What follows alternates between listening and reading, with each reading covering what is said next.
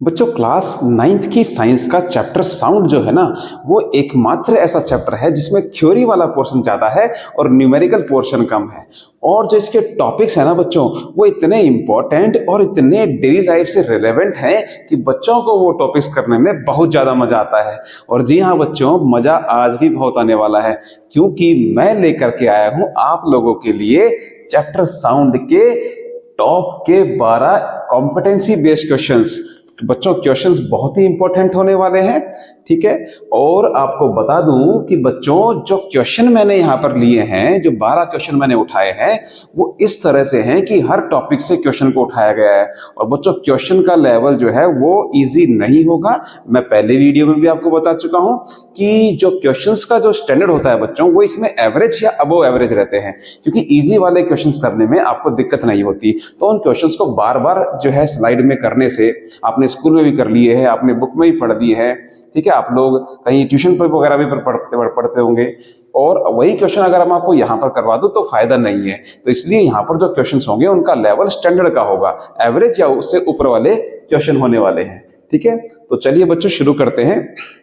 अच्छा बच्चों, एक बार और मैं बता दूं आपको कि ये जो टॉप के 12 क्वेश्चंस हैं, ये मैंने बताया कि हर टॉपिक से लिए गए हैं, जिससे कि आपका पूरा चैप्टर जो है एक्सप्लेन हो जाता है इन 12 क्वेश्चंस के अंदर। ऐसी मेरी हमेशा कोशिश रहती है।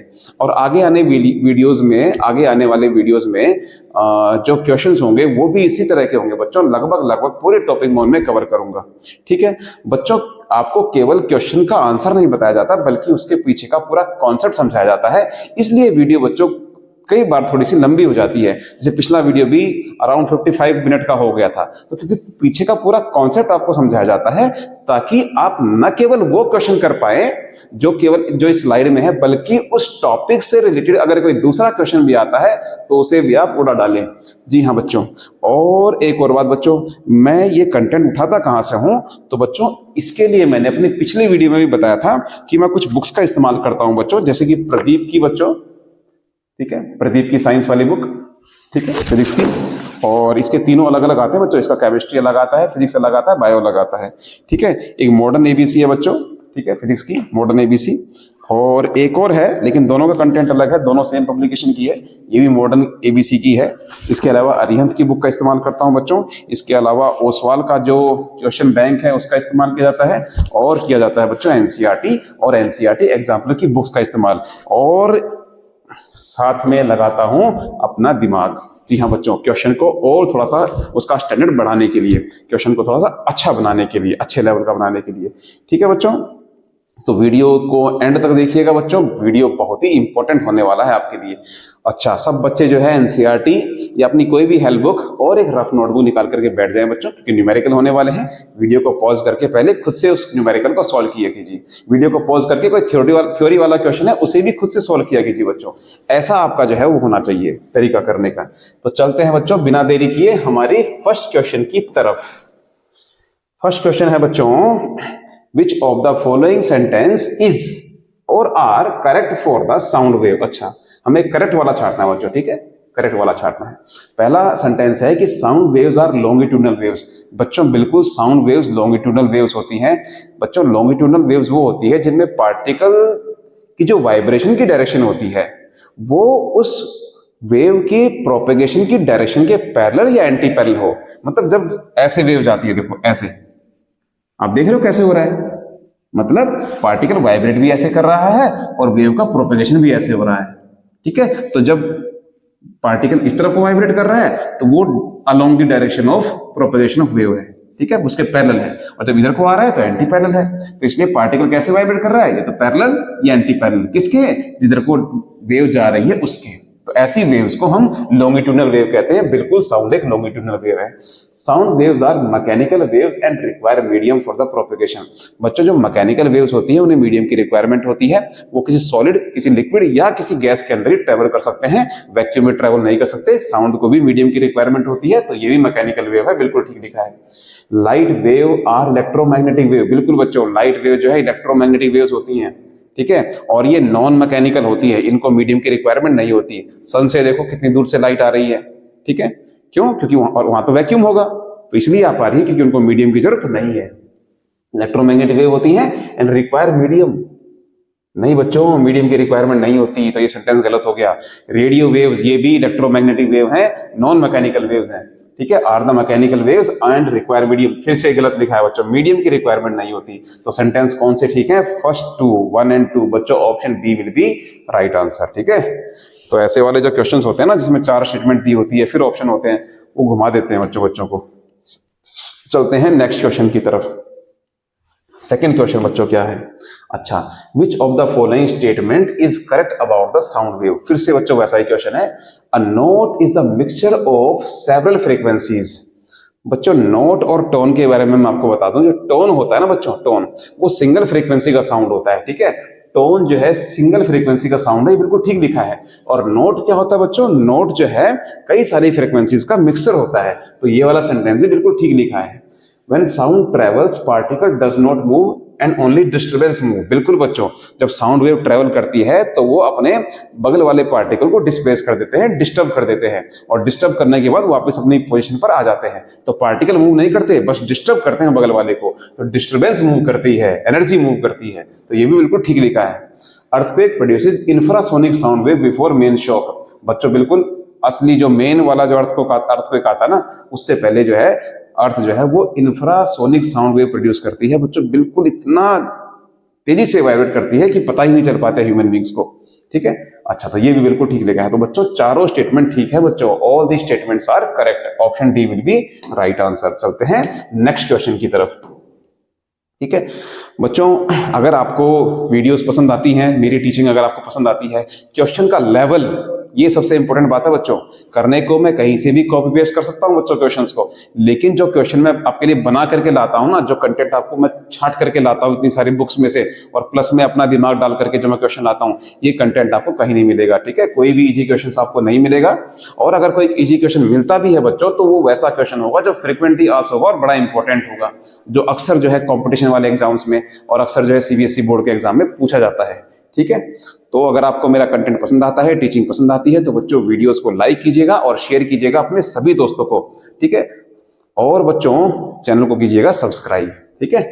Which characteristics of the wave does not change when it changes its medium? बच्चों जब साउंड जो है ये किसी एक मीडियम से किसी दूसरे मीडियम में जाता है, तो बच्चों उसका स्पीड चेंज हो जाता है बच्चों, ठीक है। अगर साउंड अपना मीडियम बदलेगा तो स्पीड बदल जाएगी उसकी, ठीक है। स्पीड बदल जाएगी, वेवलेंथ भी बदल जाएगी बच्चों, लेकिन जो चीज नहीं बदलती है वो है उसकी फ्रीक्वेंसी, ठीक है। फ्रीक्वेंसी उसकी कभी भी नहीं बदलती है बच्चों, याद रखिएगा, बड़ा ही इंपॉर्टेंट क्वेश्चन है। फ्रीक्वेंसी जो है साउंड की कभी नहीं बदलती है, वेव की, जब वो एक मीडियम को क्रॉस करके दूसरे मीडियम में जाता है, ठीक है। तो चलते हैं अगले क्वेश्चन की तरफ। Fourth, Which of the following pair of animals can sense the infrasonic sound wave? बच्चों है तो बड़ा आसान सा क्वेश्चन, ठीक है, लेकिन क्योंकि ऑप्शन इस तरह से अरेंज हैं कि वही आसान सा क्वेश्चन आपको मुश्किल लगने लग गया होगा, ठीक है। अच्छा, कौन से जो है इंफ्रासोनिक साउंड वेव को प्रोड्यूस करते हैं? इंफ्रासोनिक को कौन करते हैं? अच्छा, इंफ्रासोनिक को अच्छा, इंफ्रासोनिक को बच्चों एलिफेंट करते हैं। हाँ, इंफ्रासोनिक बच्चों एलिफेंट करते हैं, बिल्कुल। राइनोसोर्स भी इंफ्रासोनिक को करते हैं, लेकिन बैट बच्चों, बैट जो है ये नहीं करता है, ठीक है, बैट नहीं करता है। और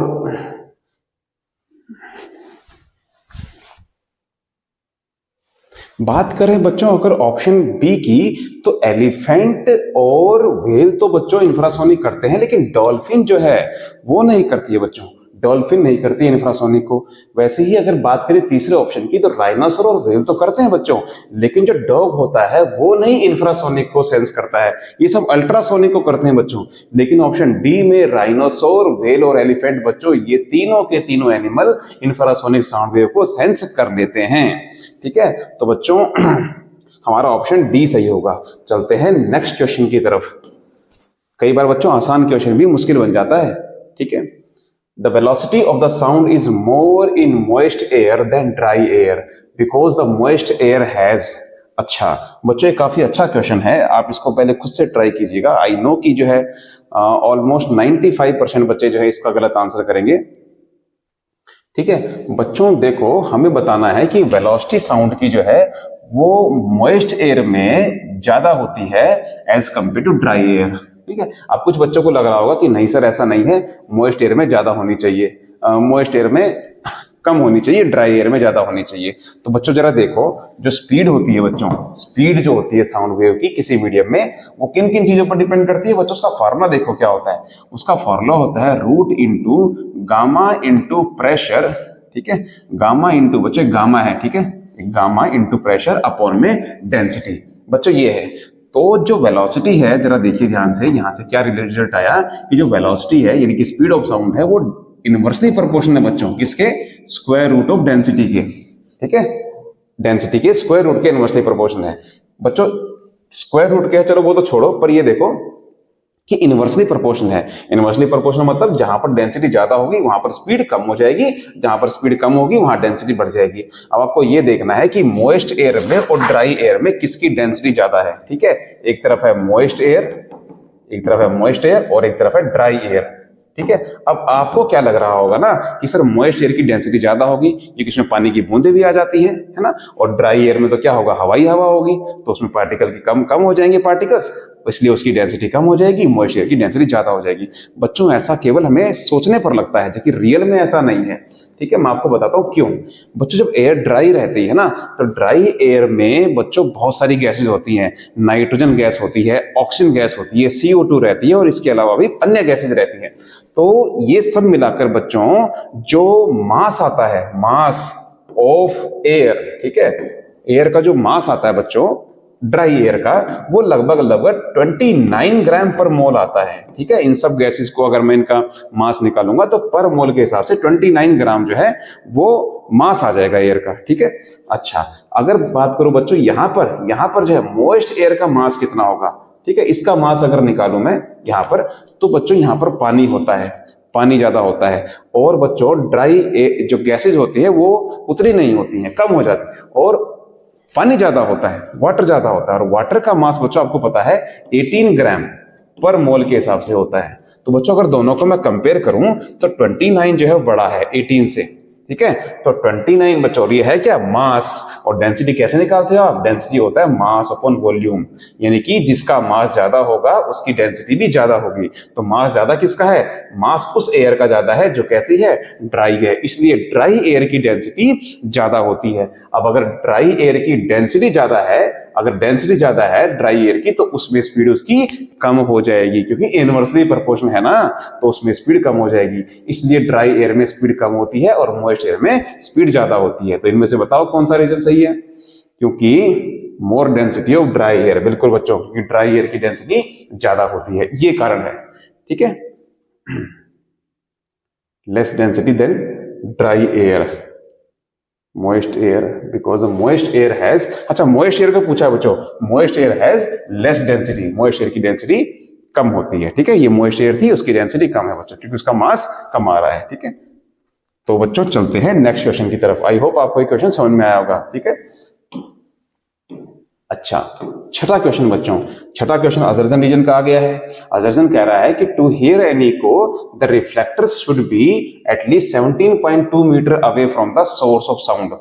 ठीक बात है बच्चों, देखो इसके पीछे का कॉन्सेप्ट क्या है बच्चों। जब हम कोई चीज देखते हैं तो उसका जो इफेक्ट होता है वो हमारे ब्रेन में 1/16 सेकेंड तक रहता है, ठीक है। इसी तरह से जब हम कोई चीज सुनते हैं तो उसका इफेक्ट हमारे ब्रेन में 1/10 सेकेंड तक रहता है, 1 सेकेंड के 10वें हिस्से तक रहता है।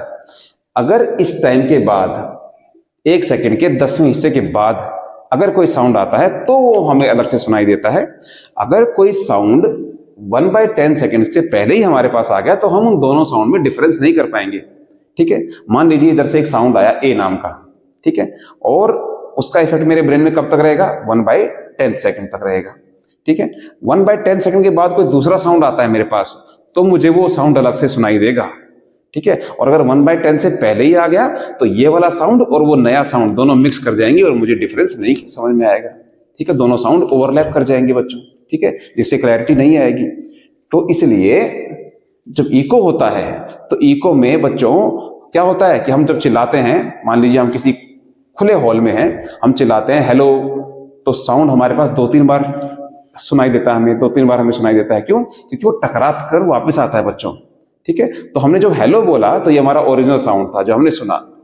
अब जो वो टकरा करके जो साउंड आया है बच्चों, वो 1/10 सेकंड के बाद आया है, ठीक है। तो इसलिए मुझे एक नया साउंड सुनाई देगा, मुझे लगेगा कि दोबारा से किसी ने हेलो बोला है, और फिर किसी और दूसरी तरफ से भी वो टकरा के आएगा तीसरी बार, तो मुझे दोबारा तीसरी बार ऐसा लगेगा कि किसी ने दोबारा से हेलो बोला है।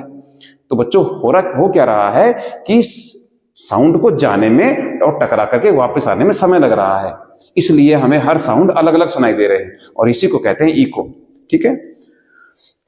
और ऐसा बच्चों तब होता है जब जो रिफ्लेक्टर है जिससे साउंड टकरा के वापस आ रहा है उसकी दूरी कम से कम 17.2 मीटर तक हो, ठीक है। अगर 17.2 मीटर से कम हुआ तो बच्चों साउंड जो है ना वो 1/10 सेकंड से पहले ही आ जाएगा और हमें अलग साउंड सुनाई नहीं देगा और इको नहीं होगा, ठीक है। तो इको के लिए कंडीशन क्या है कि जो रिफ्लेक्टर है वो कम से कम 17.2 मीटर दूर होना चाहिए, ठीक है, ताकि साउंड जाए और वो उसको वापस आने में समय लगे, तब तक 1/10 सेकंड पूरा हो जाए, और जब मुझे नया साउंड सुनाई दे तो मुझे वो एक अलग साउंड सुनाई दे, जिसे हम इको कहेंगे, ठीक है बच्चों। और साउंड जो है उसका परसिस्टेंस हमारे ब्रेन में 1/10 सेकंड तक बना रहता है, यही तो कारण है कि वो दूरी 17.2 आई, ठीक है बच्चों। साउंड की स्पीड कितनी है? 344 मीटर पर सेकंड, ठीक है। अच्छा, ये दूरी कैसे आई देखो, दूरी निकालने का फॉर्मूला क्या है? Distance is equal to speed into time. Sound की स्पीड कितनी होती है? 344 मीटर पर सेकंड, और टाइम कितना लग रहा है उसको? 1/10 सेकंड का टाइम चाहिए बच्चों कम से कम। तो डिस्टेंस कितनी आ जाएगी? डिस्टेंस आ जाएगी बच्चों 34.4। लेकिन ध्यान रहे ये डिस्टेंस जो आई है ना, ये तो साउंड को जाने में भी लगेगा और वापस आने में भी लगेगा, तो ये तो साउंड की दोनों तरफ की दूरी होगी, ठीक है। अगर एक तरफ की निकालनी है तो इसका आधा कर दो, तो आधा करने से कितना हो जाएगा? ये हो जाएगा डी का वैल्यू 17.2 मीटर। तो यानी कि रिफ्लेक्टर जो है वो कम से कम इतना दूर तो होना ही चाहिए इको सुनने के लिए, ठीक है। तो बच्चों इसका ऑप्शन हो जाएगा ए सही आंसर। चलते हैं नेक्स्ट क्वेश्चन की तरफ। 7th क्वेश्चन है बच्चों, infrasonic sound waves can travel through any hard material without damaging them and find any flaw in the material below। बिल्कुल सही लिखा है बच्चों, ठीक है। ये जो वेव्स होती हैं ये आसानी से किसी भी हार्ड मटेरियल के अंदर चली जाती हैं बच्चों। जब हमारा अल्ट्रासाउंड होता है तब भी तो ऐसा ही होता है, ठीक है। जो वो डिवाइस होता है वो वो अल्ट्रासोनिक साउंड वेव छोड़ता है और उससे हमारे पेट के अंदर के सब ऑर्गन्स की इमेज सामने मॉनिटर पर बन जाती है, ठीक है। They have high frequency more than 20,000 hertz. बिल्कुल बच्चों, उनकी फ्रिक्वेंसी ज्यादा होती है, ठीक है बच्चों। 1 मिनट, ये इंफ्रासोनिक साउंड वेव लिखा है, मैं अल्ट्रा के बारे में बता रहा हूं। अच्छा 1 मिनट भाई, ये गलत हो गया, ये गलत है बच्चों। मैं जो बातें कर रहा हूं वो अल्ट्रासोनिक साउंड वेव की है, ठीक है, अल्ट्रासोनिक साउंड वेव की। मैंने अभी अल्ट्रासाउंड बताया ना, तो वो मैंने अल्ट्रासोनिक साउंड वेव के बारे में बताया था। ये इंफ्रा लिखा है बच्चों। देखो ऐसी गलतियां कई बार हो जाती है, फोकस अगर आपका नहीं होगा तो इस तरह की गलतियां होनी आम बात है। ये सेंटेंस गलत लिखा है बच्चों, यहाँ अल्ट्रा होता तो ये ठीक होता। And they have high frequency, नहीं बच्चों, दे नहीं, अल्ट्रा की होनी चाहिए थी। अल्ट्रासोनिक साउंड वेव की फ्रिक्वेंसी होती है 20,000 से ज्यादा, ठीक है। तो यहाँ पर बच्चों ये भी गलत है और ये भी गलत है, ये दोनों ही गलत हैं। और दोनों गलत हो बच्चों तो ऑप्शन डी नहीं, ऑप्शन यहाँ पर ई होगा, जहां पर दोनों गलत होते हैं, ठीक है। वैसे आपका ऑप्शन होता नहीं है ई ऑप्शन, वहां पर डी तक ही होते हैं, पर क्योंकि दोनों गलत है तो मुझे नया ऑप्शन बनाना पड़ा, ठीक है। चलते हैं नेक्स्ट क्वेश्चन की तरफ। 8वां क्वेश्चन बच्चों, हमारा क्वेश्चन नंबर 8 है, what is the difference between echo and reverberation. बच्चों काफी अच्छा क्वेश्चन है, और हमें बताना साथ में ये भी है कि स्लाइट अमाउंट में रिवर्बरेशन वो डिजायरेबल क्यों होता है, मतलब थोड़ा बहुत रिवर्बरेशन क्यों चाहिए होता है। बच्चों पहले बात करते हैं इको की, ठीक है। इको को पहले समझते हैं बच्चों। यहाँ पर मैं आपको इको समझाऊंगा, ठीक है, ध्यान से सुनिएगा बच्चों। इको, आपने कभी किसी हिली एरिया में गए होंगे और आपने खड़े होकर के ऐसे जोर से चिल्लाया होगा हेलो हेलो, और साउंड क्या होता है वो आपके पास रिफ्लेक्ट होकर के आता है। कैसे? आप बोलते हैं ऐसे हेलो, और साउंड कैसे आता है? हेलो हेलो हेलो, ऐसे रिफ्लेक्ट होकर के आता है बच्चों। आप बोलते एक बार हैं लेकिन आपको 3 से 4 बार सुनाई देता है। ऐसा क्यों होता है बच्चों? क्योंकि जो आप बोलते हैं तो एक तो आपको खुद का ओरिजिनल साउंड जो आपने खुद ने बोला है आपको वो सुनाई देता है, और दूसरा बच्चों साउंड जो जाता है और किसी पहाड़ी से टकरा करके वापस आता है, ठीक है। और तीसरी बार क्यों सुनाई देता है? कोई इधर को जाता है साउंड और वो किसी और दूर पहाड़ी से टकरा करके आता है ना। इस तरह से आपको 3-4 अलग अलग रिफ्लेक्टेड साउंड भी सुनाई देते हैं। ओरिजिनल वाला तो सुनेगा ही, इसके अलावा 3-4 साउंड और सुनाई देंगे बच्चों, वो इको होता है, ठीक है। और रिवर्बरेशन क्या होता है बच्चों? ठीक है, पहले इको की बात करते हैं बच्चों, ठीक है। तो इको ऐसे होता है। अब ये इसके पीछे का रीजन क्या है, होता क्यों है बच्चों? देखो यहां पर है साउंड का सोर्स, यहां से साउंड प्रोड्यूस हुआ, ठीक है। उससे पहले बच्चों एक बात आप ये जानिए कि साउंड का जो इफेक्ट है बच्चों, वो हमारे ब्रेन में 1 सेकंड के 10वें हिस्से तक बना रहता है, ठीक है। 1 सेकंड के 10वें हिस्से तक, मतलब मान लीजिए अगर मैंने कोई साउंड इधर से सुनी तो उसका जो इफेक्ट है ना, वो मेरे ब्रेन में 1 सेकंड के 10वें हिस्से तक रहेगा, परसिस्ट रहेगा। उसे बोलते हैं परसिस्टेंस ऑफ साउंड, कि the effect of the brain, the effect of the sound कितने समय के लिए हमारे मन में बना हुआ है, हमारे ब्रेन में बना हुआ है। तो वो समय होता है बच्चों 1/10 ऑफ अ सेकंड, 1 सेकंड का 10वां हिस्सा, इतनी देर तक बना रहता है। तो बच्चों अगर मान लीजिए एक साउंड, मुझे यहां से कोई ए नाम का साउंड आया, और बच्चों थोड़ी देर बाद कितना 1/10 ऑफ अ सेकंड से पहले ही अगर कोई दूसरा साउंड मेरे पास आ गया, तो क्या होगा, मैं दोनों साउंड में डिफरेंस नहीं कर पाऊंगा। क्यों? क्योंकि बच्चों ये साउंड अभी आया था तो इसका इफेक्ट पहले खत्म तो होने देते, तभी तो दूसरा साउंड जब आएगा तो उसको मैं अलग से सुन पाऊंगा, ठीक है। लेकिन अभी ये साउंड आया, इसका इफेक्ट अभी मेरे ब्रेन में था ही, 1/10 सेकंड नहीं हुआ था, और तब तक दूसरा साउंड आ गया। तो दोनों साउंड क्या हो जाएंगे बच्चों, ये दोनों साउंड ओवरलैप कर जाएंगे, एक दूसरे के ऊपर ओवरलैप कर जाएंगे, और मुझे अलग से साउंड सुनाई नहीं देगा। लेकिन बच्चों अगर दोनों तरफ से जो साउंड आया, अगर उनके बीच में कम से कम एक 1/10 ऑफ अ सेकंड का गैप है, तो मुझे दोनों साउंड अलग अलग सुनाई देंगे। बच्चों इको में ऐसा ही होता है। जब आप चिल्लाते हैं किसी खुले रूम में, किसी बड़े हॉल में, तो आप खुद का ओरिजिनल साउंड तो सुनते ही हैं, साथ में जो साउंड 1 सेकंड बाद आपके पास रिफ्लेक्ट होकर के आता है, आपको वो अलग से सुनाई देता है। आपको अलग से क्यों सुनाई दिया? क्योंकि बच्चों वो 1 सेकंड के बाद आ रहा है। अगर आप चाहते हैं कि इको ना प्रोड्यूस हो, तो उसे 1 सेकंड के 10वें हिस्से से पहले ही आप तक रीच करना पड़ेगा, ताकि वो दोनों साउंड, ओरिजिनल साउंड और रिफ्लेक्टेड साउंड, दोनों आपस में मर्ज कर जाएं और आपको एक ही साउंड सुनाई दे। लेकिन अगर दीवारें दूर दूर हैं, कोई बड़ा हॉल है, तो बच्चों 1/10 सेकंड से पहले नहीं आ पाएगा साउंड, उसको आने में 1 से 1.5 सेकंड का समय कम से कम लग जाएगा। तो इसलिए वो साउंड आपको अलग से सुनाई देगा जो रिफ्लेक्ट होकर के आया है। ऐसे ही कोई इधर से भी रिफ्लेक्ट होकर के आएगा, आपको वो भी अलग से सुनाई देगा। तो बच्चों ये आपको अलग अलग साउंड सुनाई देंगे, मल्टीपल साउंड आपको सुनाई देंगे, और इसी को कहते हैं इको बच्चों, इसी को कहते हैं इको। आवाज का बार बार मल्टीपल उसमें सुनना, मल्टीपल नंबर्स में सुनाई देना, इसे कहते हैं इको, ठीक है। तो इको के लिए बच्चों जो रिफ्लेक्टर है, जहां से साउंड रिफ्लेक्ट होकर के आएगा, वो काफी दूर होना चाहिए बच्चों, वो काफी दूर होना चाहिए, ताकि साउंड को जाने में, टकराने में और वापस आने में समय लगे। कितना? कम से कम 1/10 ऑफ अ सेकंड का समय लगे। साउंड जाएगा, टकराएगा, वापस आएगा, इतनी देर में क्या हो जाएगा, 1/10 सेकंड पूरा हो जाएगा, ठीक है, और मुझे एक नया साउंड सुनाई देगा। इसे कहते हैं इको, ठीक है। अच्छा, ये कितना दूर होना चाहिए रिफ्लेक्टर? तो बच्चों वो भी हम निकाल सकते हैं, ठीक है। समय की सीमा हमारे पास 1/10 ऑफ अ सेकंड है। साउंड जो जाएगा बच्चों, तो किस स्पीड से जाएगा? वो जाएगा 344 मीटर पर सेकंड से। ये होगी स्पीड, ठीक है। स्पीड को टाइम से मल्टीप्लाई करना पड़ेगा, ताकि मेरे पास डिस्टेंस आ जाए। मुझे डिस्टेंस ही तो निकालनी है कि ये रिफ्लेक्टर कितना दूर है। तो स्पीड तो ये रही, इंटू टाइम कर दीजिए। टाइम लिमिट हमारे पास 1/10 है। तो बच्चों जब इनको मैं मल्टीप्लाई करूंगा तो ये आता है 34.4 मीटर, ठीक है। यानी कि साउंड को जाने में और आने में जो दूरी तय करनी पड़ेगी, वो कितनी करनी पड़ेगी? 34.4 मीटर की दूरी तय करनी पड़ेगी। और मुझे एक तरफ की दूरी निकालनी है ना भाई। ये जो 34.4 आया है, ये तो साउंड को जाने में और वापस आने में दोनों तरफ की डिस्टेंस ऐड हुई है। ये तो हमें अगर एक तरफ की निकालनी है, हमें तो साउंड के सोर्स से रिफ्लेक्टर का दूरी निकालना है। तो बच्चों इसको आधा करना पड़ेगा, जो कितना आ जाएगा, 17.4 मीटर, ठीक है बच्चों। तो रिफ्लेक्टर जो है वो कम से कम 17.4 मीटर दूर होना चाहिए, ठीक है। और अगर बात करें बच्चों रिवर्बरेशन की, तो रिवर्बरेशन में क्या होता है? रिवर्बरेशन में कोई बड़ा हॉल नहीं चाहिए होता है बच्चों, छोटे से कमरे में भी रिवर्बरेशन हो जाता है, ठीक है। कैसे? बच्चों आपने देखा होगा कि छोटे कमरे में जब आप बोलते हैं तो आपकी आवाज जो है ना वो हैवी हो जाती है। क्यों हो जाती है हैवी? क्योंकि बच्चों कमरा छोटा है, दीवार पास में है, और साउंड का जो सोर्स है, वहां से जब साउंड निकलता है वो तुरंत जाएगा, रिफ्लेक्ट होकर के तुरंत वापस आ जाएगा। यानी उसको जाने में और टकरा करके वापस आने में 1/10 सेकंड से कम का समय लगा है। कम का समय लगा है। इससे हुआ क्या, इससे सुनने वाला वो ओरिजिनल साउंड में और टकरा करके आए हुए साउंड में डिफरेंस नहीं कर पाएगा, क्योंकि वो तुरंत वापस आ गया। और दोनों कौन से, ओरिजिनल साउंड और रिफ्लेक्टेड साउंड दोनों ओवरलैप कर जाएंगे, एड ऑन हो जाएंगे बच्चों, और आपको एक हैवी साउंड सुनाई देगा, क्योंकि ये एड ऑन हो गए हैं सब के सब। और ऐसे एक ही रिफ्लेक्टर तो होगा नहीं, ऐसे और भी रिफ्लेक्टर होंगे। अगर बात करें रूम की, तो रूम में भी तो बच्चों 6 दीवारें तो होती ही हैं, तो 6 दीवारों से टकरा करके साउंड जब आएगा तो वो सारा साउंड एड ऑन हो जाएगा और एक हैवी साउंड आपको सुनाई देगा, जो कि अच्छा साउंड होता है। इससे साउंड को एकदम मिलता है बच्चों, ठीक है, एक बेस मिलता है। ऐसा सिनेमा हॉल्स में भी तो ऐसा ही होता है। सिनेमा हॉल्स में बच्चों क्या होता है, आप मूवी क्यों देखने जाते हैं सिनेमा हॉल्स में? एक तो बच्चों उसकी पिक्चर को, एक तो उसका जो स्क्रीन रहता है वो बड़ा रहता है।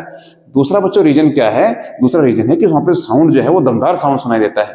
क्यों? वहां पर साउंड में रिवर्बरेशन होता है, ठीक है, मल्टीपल साउंड्स टकरा करके आते हैं आपके पास, और एक आपको हैवी साउंड, एक हैवीनेस आपको साउंड में वो फील होती है बच्चों, जो आपको अच्छा लगता है, एक बेस मिलता है साउंड को, ठीक है, तो उसे कहते हैं रिवर्बरेशन। तो इसलिए बच्चों कुछ अमाउंट में, स्लाइट अमाउंट में रिवर्बरेशन वो डिजायरेबल होता है, ताकि साउंड को एक एनर्जी मिले, एक बेस मिले, ठीक है। तो इसलिए बच्चों स्लाइटली रिवर्बरेशन जरूरी है, डिजायरेबल है।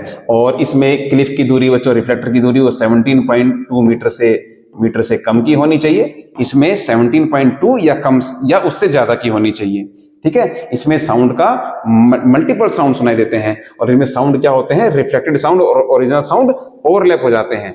इसमें रिफ्लेक्टेड साउंड और ओरिजिनल साउंड के बीच में 0.1 सेकंड से, 0.1 कहां से आया, यहां से 1/10 मतलब 0.1 सेकंड, 0.1 सेकंड से ज्यादा बड़े का गैप होना चाहिए। किस किस में, ओरिजिनल साउंड में और रिफ्लेक्टेड साउंड में। और इसमें ओरिजिनल साउंड और रिफ्लेक्टेड साउंड के बीच में 1/10 सेकंड से कम का समय होता है, ठीक है।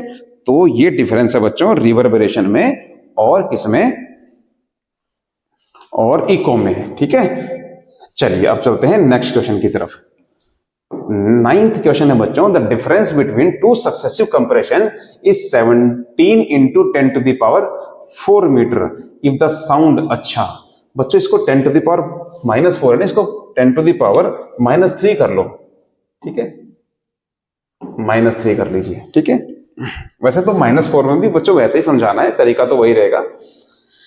If the sound travels in air, then will the sound be audible by human or not? Sound humans को सुनाई देगा या नहीं देगा? अगर साउंड की स्पीड 344 है, आंसर को जस्टिफाई भी करना है बच्चों। सबसे पहले तो आप ये देखिए कि एक ह्यूमन को कौन से साउंड सुनाई देते हैं बच्चों। एक जो साउंड उसको सुनाई देते हैं ना, वो होते हैं ऑडिबल रेंज के, ऑडिबल रेंज के। और ऑडिबल रेंज होती है बच्चों 20 हर्ट्ज से लेकर के 20,000 हर्ट्ज तक की, ठीक है। इस रेंज की फ्रीक्वेंसी में अगर कोई साउंड होगा तो वो ह्यूमंस को सुनाई देगा, इस रेंज से बाहर होगा तो सुनाई नहीं देगा। तो आप बच्चों फ्रीक्वेंसी निकाल दो इस साउंड की। अब फ्रीक्वेंसी कैसे निकाले भाई, फ्रीक्वेंसी का फार्मूला होता है, फ्रीक्वेंसी का फार्मूला, ठीक है बच्चों। फ्रीक्वेंसी का फार्मूला देखो कहां से बना, एक फार्मूला आप मन में बैठा लीजिए, कौन सा, कि साउंड की स्पीड इज इक्वल टू, या किसी वेव की speed is equal to wavelength into में उसकी फ्रीक्वेंसी। ये फार्मूला आप याद रखिए कि speed of wave is equal to wavelength of the wave into frequency, ठीक है। यहां से मुझे क्या निकालनी है, फ्रीक्वेंसी निकालनी है, तो फ्रीक्वेंसी का फार्मूला हो जाएगा v/λ, ठीक है। इस फार्मूले में आपको वैल्यूज पुट करनी है। तो फ्रीक्वेंसी निकालने के लिए आपको स्पीड चाहिए और लैम्डा चाहिए, ठीक है। फ्रीक्वेंसी निकालनी है तो स्पीड चाहिए, स्पीड मुझे दे रखी है बच्चों 344, डिवाइड बाय मुझे लैम्डा यानी कि वेवलेंथ की वैल्यू पुट करनी है, वो तो दिया नहीं है। तो बच्चों जरा ध्यान से देखिए, ये वेवलेंथ ही दी हुई है। सर कैसे, बोला है कि टू सक्सेसिव कंप्रेशन के बीच की दूरी, the distance between two successive compression, दो लगातार आने वाले जो कंप्रेशन के रीजन्स होते हैं, आपको पता है ये दोनों कंप्रेशन के रीजन है और ये रेयरफेक्शन के रीजन्स होते हैं, ठीक है। तो कंप्रेशन के बीच की दूरी बच्चों, उसी को हम वेवलेंथ कहते हैं। और वो कितना दिया है, 17 into 10 to the power -3 metre, यानी कि यही वेवलेंथ है बच्चों। तो वेवलेंथ की वैल्यू यहां पर पुट कर दीजिए 17 into 10 की पावर -3, ठीक है। और इसको सॉल्व कर दीजिए बच्चों। अच्छा 17 इसको कट कीजिए, 17 2 जा 34, ठीक है। और 4 छोटा पड़ जाएगा, 0 लगेगी और 0 भी लगेगा बच्चों, 0 यहां पर भी लगेगा, है ना, 0 यहां पर नहीं, यहां पर नहीं लगेगा, ठीक है। तो 17 टू जा 34 और 17 टू जा फिर से चला जाएगा 2.2 और 10 की पावर ये -3 ऊपर जाएगा 10 की पावर नहीं बच्चों 0 लगेगी यहाँ पर है ना, ये 20 पे जाएगा, यस 20 पे जाएगा, 20 पॉइंट इंटू 2 आ जाएगा, यस इंटू में 10 की पावर -3 जब ऊपर जाएगा तो ये 10 की पावर +3 बन जाएगा। इसको जरा सा सॉल्व करेंगे हम फर्दर तो ये आ जाएगा 202 और बच्चों वैसे तो 3 जीरो आनी चाहिए थी लेकिन क्या है यहाँ डेसिमल भी है ना, डेसिमल है तो एक जीरो ये कैंसिल कर देगा, एक जीरो हटा देगा तो ये आ गया बच्चों 20,200 हर्ट्ज, ये फ्रीक्वेंसी आ गई। ठीक है, अब आपको पता है ये साउंड सुनाई देगा या नहीं देगा कि ऑडिबल रेंज बच्चों 20 से लेकर के 20,000 की होती है और ये 20,200 है, ये बाहर जा रहा है उस रेंज के, तो sound will not be audible, ये साउंड सुनाई नहीं देगा क्योंकि ये इस रेंज से बाहर जा रहा है। ठीक है, जो इस रेंज से बाहर जाता है ना, जो 20 हर्ट्ज से कम होता है उसे इंफ्रा कहते हैं, इंफ्रासोनिक, जो 20,000 हर्ट्ज से ज्यादा का होता है उसे अल्ट्रासोनिक साउंड कहते हैं। ना हम ह्यूमन जो है ना तो इंफ्रा को सुन पाते हैं ना अल्ट्रा को सुन पाते हैं, उनके बीच की रेंज को वो सुन पाते हैं, तो ये साउंड जो है अल्ट्रासोनिक साउंड वेव है, ये साउंड नहीं सुनाई देगा भाई बच्चों फिलहाल। ठीक है, चलते हैं नेक्स्ट क्वेश्चन की तरफ। अच्छा 10th क्वेश्चन, अच्छा ये भी बच्चों काफी इंपॉर्टेंट क्वेश्चन है, ऐसा क्वेश्चन तो पक्का आपके एग्जाम में आएगा ही आएगा, ध्यान से समझ लो। ठीक है, ग्राफ दिया हुआ है डिस्प्लेसमेंट वर्सेस टाइम का और ये जो वेव है ये 1500 मीटर पर सेकंड की स्पीड से मूव कर रही है, हमें इसकी ये तीनों कैरेक्टरिस्टिक्स निकालनी है, टाइम भी, फ्रीक्वेंसी भी और वेवलेंथ भी। बच्चों टाइम पीरियड तो फिगर को देख करके, ग्राफ को देख कर ही निकाल सकते हो। सर वो कैसे? बच्चों देखो टाइम दिया हुआ है, नीचे टाइम दिया तो है, तो टाइम पीरियड क्या होता है?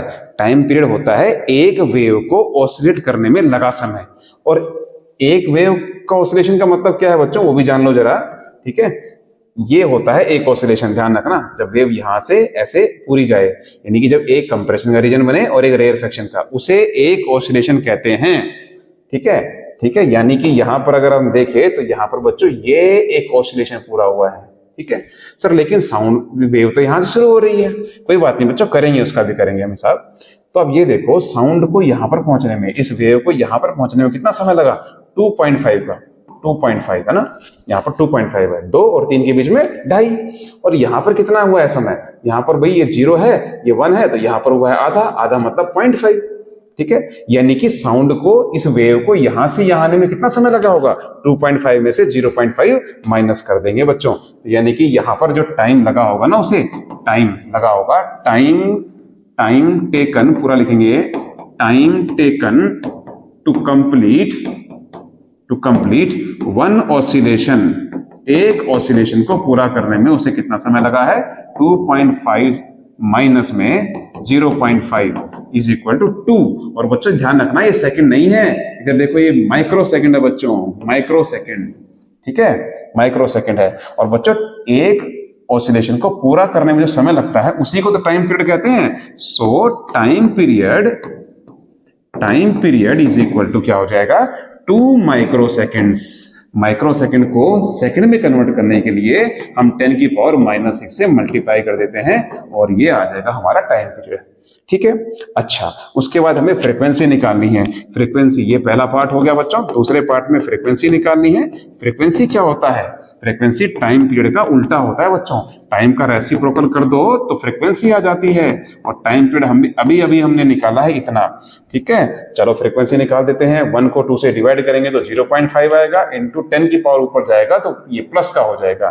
ठीक है, इतना हर्ट्ज आ गया। इसको थोड़ा सा और सॉल्व करना चाहें हम तो हम लिख सकते हैं बच्चों 5 इंटू 10 की पावर 5 हर्ट्ज, इतनी फ्रीक्वेंसी आ गई बच्चों। ठीक है, मैंने डेसिमल यहां से हटाया तो डेसिमल क्या करेगा? नीचे 10 ला देगा और एक 10 को कैंसिल कर देगा, तो ये इतनी फ्रीक्वेंसी आ गई। अब तीसरे पार्ट में मुझे इसकी वेवलेंथ भी निकालनी है।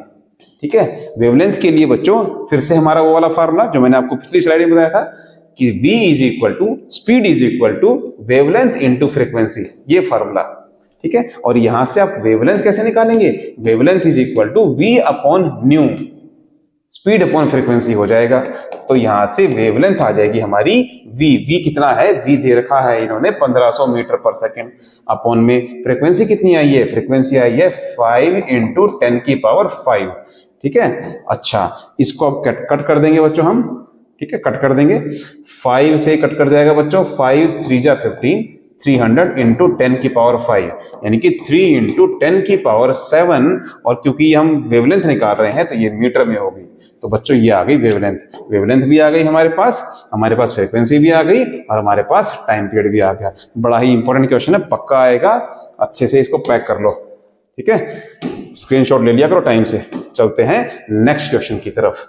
अच्छा 11th क्वेश्चन बच्चों, बड़ा ही अच्छा क्वेश्चन है बच्चों, ये मेरा खुद से बनाया गया क्वेश्चन है, खुद बनाया मैंने, ठीक है, आपको किसी बुक में नहीं मिलेगा ये।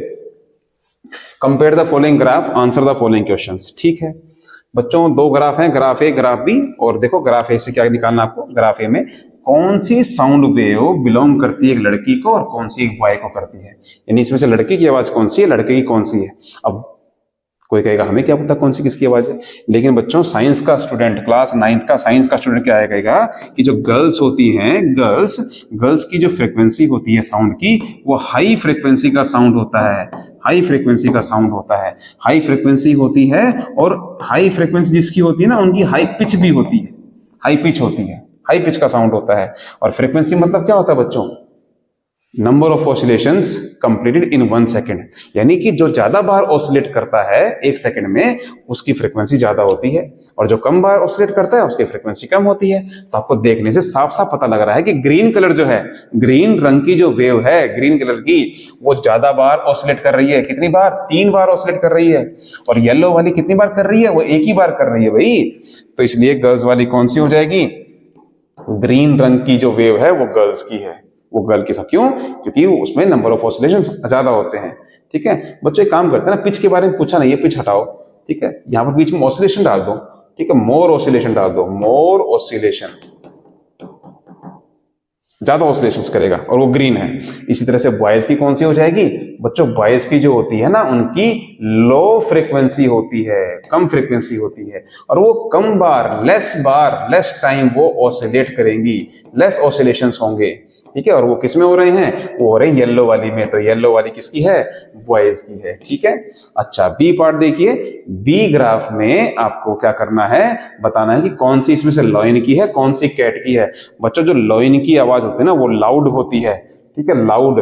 और लाउडनेस जो है ना बच्चों, लाउडनेस वो किस पर डिपेंड करती है, वो सीधे सीधे डिपेंड करती है एम्पलीट्यूड पर, यानी कि जिस वेव का एम्पलीट्यूड ज्यादा होगा वो लाउड होगी और वही शेर की आवाज होगी। तो आप देख लीजिए एम्पलीट्यूड किसका ज्यादा है।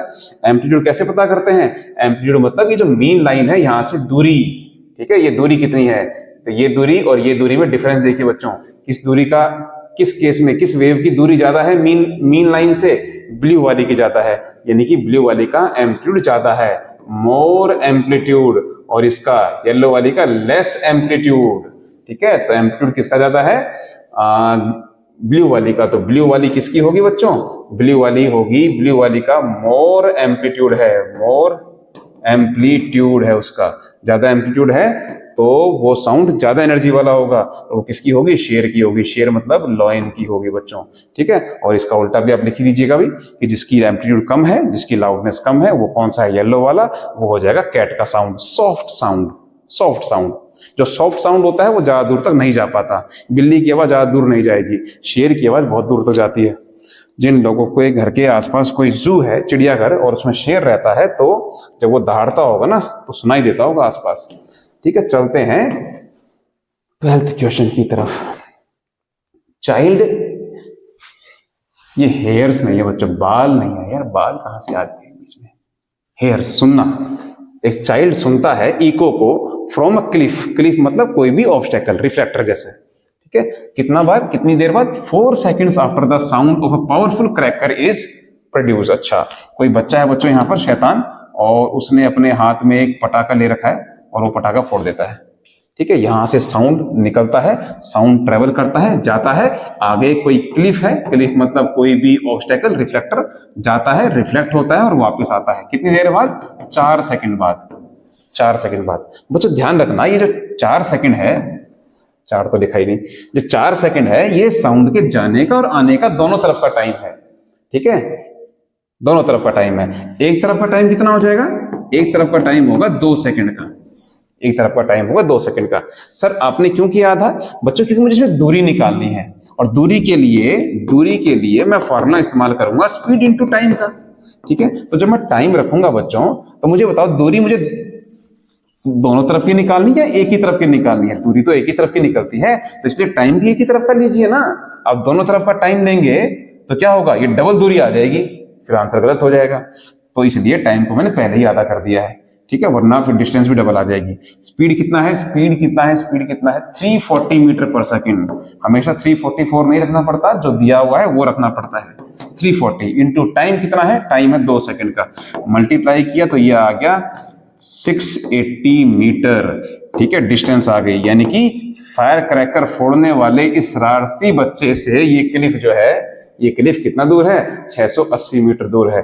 और बच्चों मैं आपको वीडियो के स्टार्टिंग में एक बात बताना भूल गया कि आज मैं आप लोगों के लिए एक चैलेंज भी लेकर के आया हूं, और चैलेंज का नाम है दम है तो करके दिखाओ। क्या करके दिखाना सर? ये क्वेश्चन करके दिखाना बच्चों, ठीक है। ये क्वेश्चन हमारा जो अभी 12th वाला क्वेश्चन था उसका थोड़ा सा एक एडवांस फॉर्म है, आप इसको देख लीजिए, स्क्रीनशॉट ले लीजिए और इसे आप जो है कमेंट में सॉल्व करके दिखाइएगा, कमेंट में इसको बताइएगा कि कैसे सॉल्व करना है, इसका क्या आंसर होगा, ठीक है बच्चों।